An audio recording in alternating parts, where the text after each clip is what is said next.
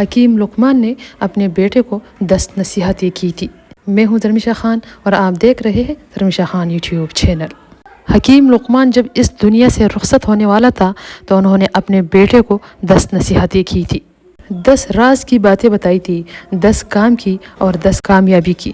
چلے آئیے میں آپ کو آج بتاتی ہوں کہ وہ کون سی باتیں تھی۔ پہلی نصیحت یہ تھی کہ اے میرے بیٹے، کسی سے بات کرنے کے دوران اپنے آواز کو، اپنے لہجے کو نرم رکھو۔ ہمیشہ لہجے کو نرم رکھو، کیونکہ چیخنا چلانا انسانوں کا کام نہیں۔ اگر چیخنے چلانے کی آواز اتنی ہی اچھی ہوتی تو گدھے کی آواز سب سے خوبصورت مانی جاتی۔ گدھے کی آواز سب سے بدترین آواز ہے۔ دوسری نصیحت یہ تھی کہ زندگی میں لوہا اور پتھر سب اٹھائے میں نے، لیکن قرض سے زیادہ وزنی چیز میں نے کچھ نہ پائی۔ یعنی ان کا مطلب تھا کہ میں نے زندگی میں بہت چیزیں اٹھائی، بوجھ اٹھائے، لیکن قرضے سے زیادہ بوجھ اس دنیا میں کچھ بھی نہیں ہے۔ تو قرضے سے جتنا پرہیز ہو سکے بچ کے رہیے، کسی سے قرض نہ لے۔ تیسری نصیحت یہ کی تھی کہ لوگ جو کہتے ہیں، انسان جو کہتے ہیں کہ برائی کو برائی سے ختم کیا جا سکتا ہے، وہ لوگ بالکل جھوٹ بولتے ہیں۔ دونوں طرف اگر آگ لگی ہو تو کیا ایک آگ دوسری آگ کو ٹھنڈا کرنے میں مدد کرے گی؟ نہیں، بالکل نہیں، بلکہ وہ آگ اس کو اور بڑھانے میں مدد کرے گی۔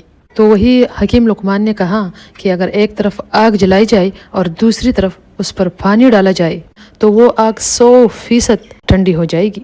تو اسی طرح برائی کو اچائی کے ساتھ ختم کیا جا سکتا ہے، یعنی برائی کو اچائی، بلائی، صبر اور اصلاح کے ساتھ ختم کیا جا سکتا ہے۔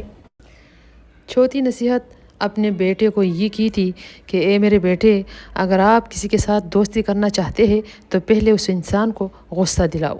اگر وہ غصے میں آپ کے ساتھ اچھا برتاؤ کرے، آپ کے ساتھ بدتمیزی نہ کرے، آپ کو گالیاں گلوچ نہ کرے، تو سمجھ لینا کہ وہ آپ کی دوستی کا لائق ہے۔ پانچویں نصیحت اپنے بیٹے کو یہ کی تھی کہ کبھی بھی ناسمجھ عورتوں پر یقین بھروسہ نہیں کرنا، کیونکہ وہ تمہیں نقصان کے علاوہ کچھ بھی نہیں دیں گی۔ اگلی نصیحت اپنے بیٹے کو یہ کی تھی، کبھی بھی کسی سے نہ جلنا، اور جو لوگ جلتے ہیں، حسد کرتے ہیں، جلنے والے لوگوں سے بچ کے رہنا۔